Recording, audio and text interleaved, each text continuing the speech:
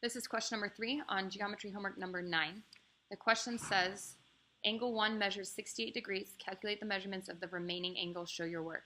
So angle number 1, which is going to be this angle right here, it tells us is 68 degrees, so 68 right here.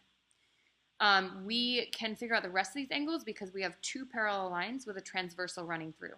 So we said in this case, there's only going to be two measurements. There's going to be the small angle. We can use vertical angle pairs to figure that out.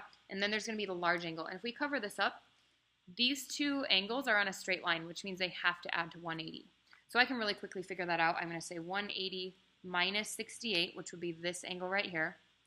If we borrow from the 8, 10 minus 8 would be 2, 7 minus 6 would be 1, and then 1 minus nothing would be 1. So 112 has to be this angle right here, because 112 plus 68 equals 180, and they're on a straight line. Now that I have those two angles, I just need to match up the relationships between these two. So I could use my vertical angle pairs rule right here. This one and this one have to be the same. So this one must be 112.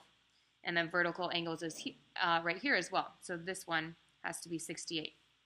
Since we have a transversal and two parallel lines, these four angles, or two measurements, because we have 68 twice and 112 twice, are going to be the same down here.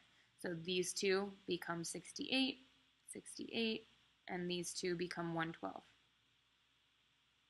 So over here on our chart, angle 2, that was this one, we said is 112.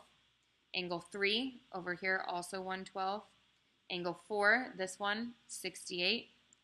And you're going to keep going and fill in the rest of your chart.